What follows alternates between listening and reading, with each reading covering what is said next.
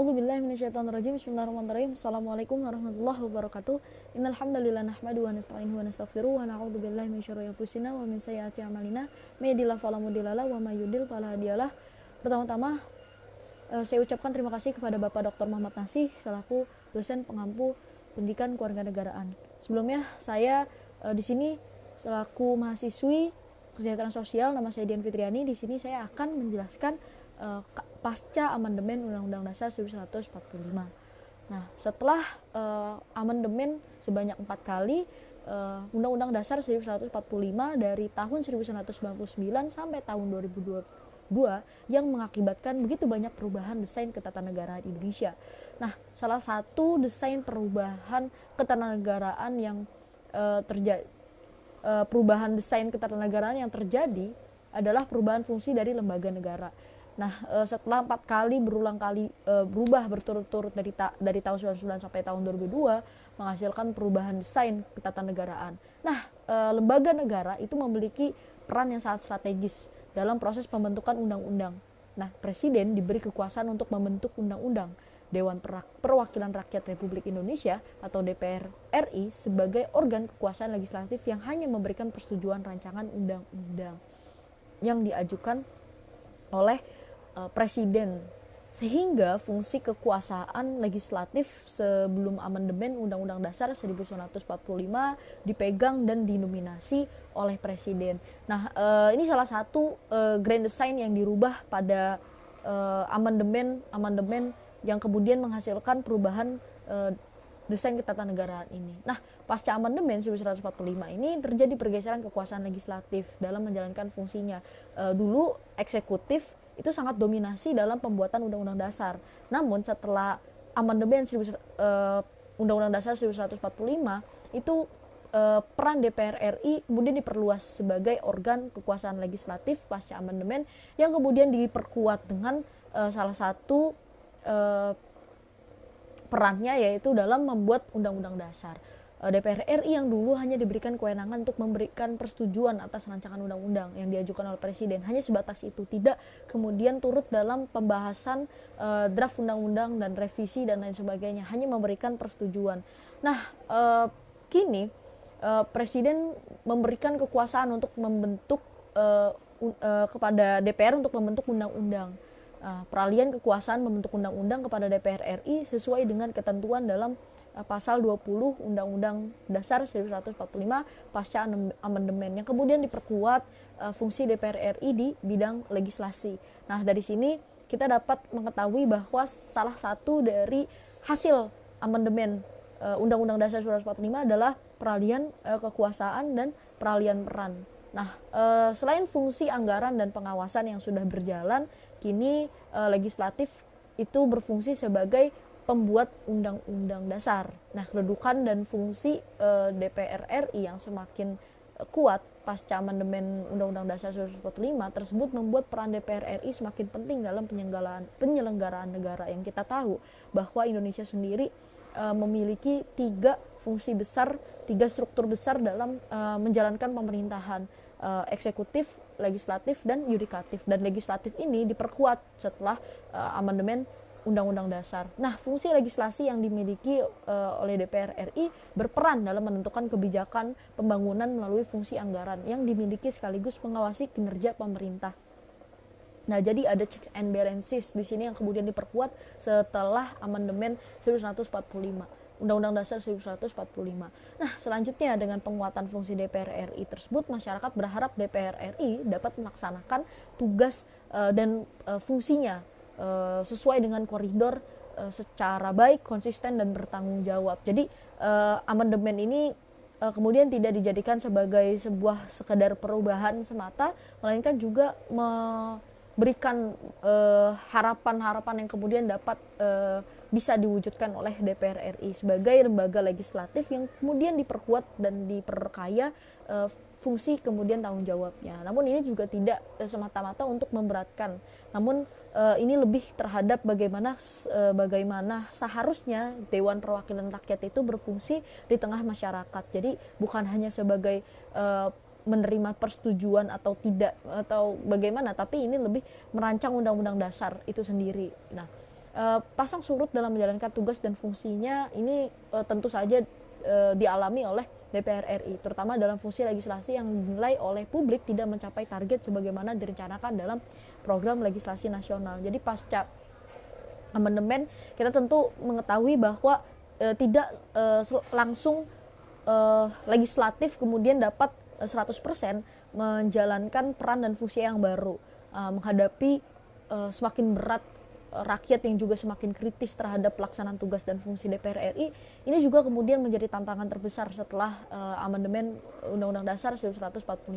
Maka peningkatan peran parlemen inilah yang menjadi salah satu upaya, salah satu tujuan yang mengupayakan penguatan sistem ketatanegaraan, karena bagaimanapun struktur lembaga dalam negara berikut fungsi dan perannya itu tidak mungkin bisa lepas dalam lembaga ketatanegaraan itu sendiri. Nah, lembaga permusyawaratan atau perwakilan rakyat yaitu MPR, DPR, DPD, dan DPRD dalam perubahan keempat Undang-Undang Dasar 1945 ini kemudian diperkuat. Hal ini secara teknis dan implementatif bertujuan untuk menciptakan lembaga perwakilan rakyat yang lebih profesional, efisien, kemudian lebih akuntabel dan juga lebih demokratis. Nah, maka dari itu fungsi Dewan Perwakilan Rakyat pasca amandemen ini kemudian diperkuat ya. Meski ada konsekuensi yang perlu dilakukan, perbaikan yang tidak hanya bertujuan untuk mendukung kinerja anggota legislatif saja, melainkan perbaikan kinerja dalam sistem pendukungnya yang meliputi pemisahan secara jelas dukungan pelaksanaan tugas teknis, administratif, dan keahlian. Maka dari sini kita mengetahui bahwa DPR perlu kiranya untuk memastikan akan adanya keteraturan dan keharmonisasian dalam menjalankan tugasnya yang begitu semakin banyak ya, begitu semakin banyak juga perannya, terutama peran demokratis yang kemudian diperkuat pasca amandemen. Nah, sebagai lembaga yang terdiri atas anggota DPR, alat kelengkapan DPR RI atau AKD dan fraksi, berikutnya adalah unsur pendukung yang memberikan dukungan teknis, administrasi, dan keahlian. DPR RI sebagai lembaga perwakilan dalam menjalankan fungsi, tugas, dan wewenangnya perlu mendapatkan dukungan dengan tata kelola yang baik. Nah, maka dari itu perlu adanya harmonisasi, integrasi, dan bersinergi baik dari pihak DPR maupun birokrasi yang kemudian dapat memperhalus dan mempermulus kerja dari masing-masing pihak.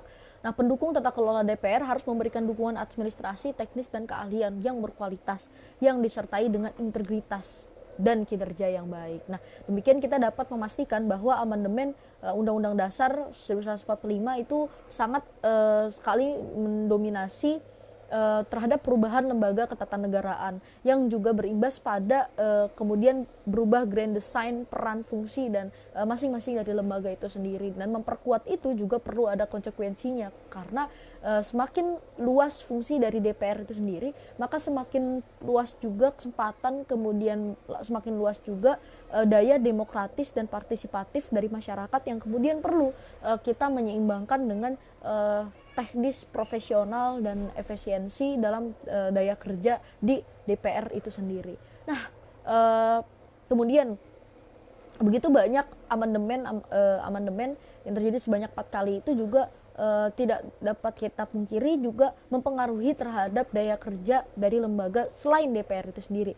Kemudian Presiden, MPR yang telah diatur dalam pasal 413 yang menyatakan bahwa untuk mendukung kelancaran pelaksanaan wewenang dan tugas DPR RI. Nah, MPR ini itu ternyata memiliki fungsi untuk membantu melancarkan tugas dan wewenang DPR RI, terutama untuk mendukung 3 fungsi DPR RI, yaitu fungsi legislasi, anggaran, dan pengawasan. Kalau fungsi legislasi, kita tahu fungsi sebagai pembuat undang-undang dasar, anggaran itu sebagai fungsi untuk mencatat anggaran, terus dan juga akuntabel ya, dan juga ada pengawasan yang untuk mengawasi jalannya roda pemerintahan. Sebagai lembaga perwakilan dilaksanakan oleh Sekretariat Jenderal DPR RI, sementara dukungan yang bersifat keahlian dan substansi dilaksanakan oleh Badan Keahlian atau BK DPR RI. Nah, BK DPR RI yang lahir dari upaya penguatan kembali parlemen. Nah, penguatan kembali parlemen ini diharapkan dapat memenuhi harapan akan adanya penguatan terhadap fungsi-fungsi demokratis, supporting system, kemudian juga hal ini dapat berpotensi akan terwujudnya lembaga perwakilan rakyat yang lebih profesional. Nah, ini juga kita mengetahui bahwa masing-masing dari pihak yang kemudian diperkuat pasca amandemen itu bukan hanya dari DPR, bahkan MPR yang mempunyai fungsi untuk memperlancar DPR itu sendiri, juga ada BK yang juga turut ikut serta dalam menjalankan tugas dan wewenangnya agar dapat terwujudnya DPR yang kemudian bisa dipertanggungjawabkan. Awal rancangan undang-undang ini perlu kita ketahui bahwa amandemen itu tidak kemudian menghilangkan fungsi otentik dari Undang-Undang Dasar 1945 itu sendiri. Nah, poin selanjutnya tentang amandemen, bahwa kita mengetahui amandemen sebanyak 4 kali dari 1999 sampai 2002 itu tidak kemudian kita dapat mengatakan bahwa proses tersebut adalah proses di mana yang kemudian merubah secara fundamental, melainkan perubahan ini perlu kita ketahui bahwa sesuai dengan permasalahan yang setiap tahunnya memiliki tantangan yang berbeda. Nah, terkait dengan penguatan fungsi DPR RI, penguatan fungsi MPR, kemudian adanya pembagian kekuasaan, di mana eksekutif diberikan keleluasaan, karena dulu eksekutif yang membuat undang-undang dasar dan kemudian DPR RI hanya sekedar memberikan persetujuan atau tidaknya, ini kemudian dialihkan ya.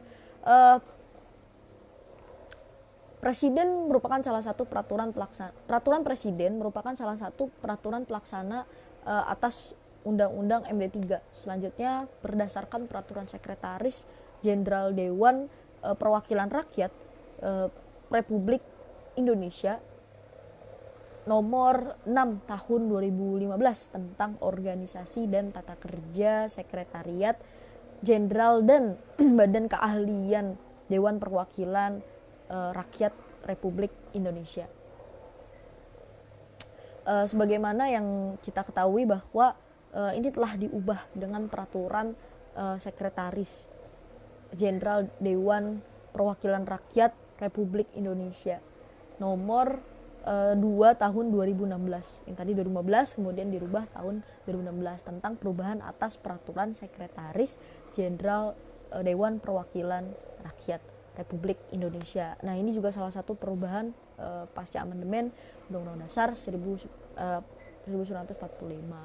tentang organisasi dan tata kerja Sekretariat Jenderal dan Badan Keahlian Dewan Perwakilan Rakyat Republik Indonesia. Nah, sampai sini kita dapat mengambil kesimpulan bahwa amandemen begitu banyak proses ya, Undang-Undang Dasar, dari pembentukan Undang-Undang Dasar 1945, kemudian ada Undang-Undang Dasar naskah yang asli, kemudian kita dapat mengetahui bahwa adanya amandemen sebanyak 4 kali yang diawali pada tahun 1999, kemudian diakhiri pada tahun 2002, ini tidak memberikan sebuah reduksi nilai-nilai Undang-Undang Dasar 1945 itu sendiri. Nah, amandemen dilakukan ini untuk melakukan revisi atau perbaikan serta menambah atau mengganti sebuah pasal yang dianggap tidak penting, karena semakin hari berganti itu perlu adanya penyesuaian, sinkronisasi terhadap lingkungan, perlu adanya kemudian difusi hukum yang melebur dalam masyarakat yang kemudian dapat kita pelajari, kita adopsi, kita masukkan secara kita tidak bisa terus bersifat konservatif, karena undang-undang ini tentunya buatan daripada manusia yang tidak sempurna, yang perlu disempurnakan setiap tahunnya, perlu disempurnakan setiap waktunya. Maka dari itu ini adalah pergerakan amandemen merupakan pergerakan perubahan yang sedikit demi sedikit menyempurnakan dari yang sebelumnya. Jadi kita tidak dapat bilang bahwa ini menghilangkan atau mereduksi nilai-nilai otentik dari Undang-Undang Dasar itu sendiri, bukan. Tapi ini hanyalah proses untuk kemudian menyesuaikan sinkronisasi terhadap zaman dan masalah yang dihadapi, karena setiap tahun tentu beda-beda masalahnya.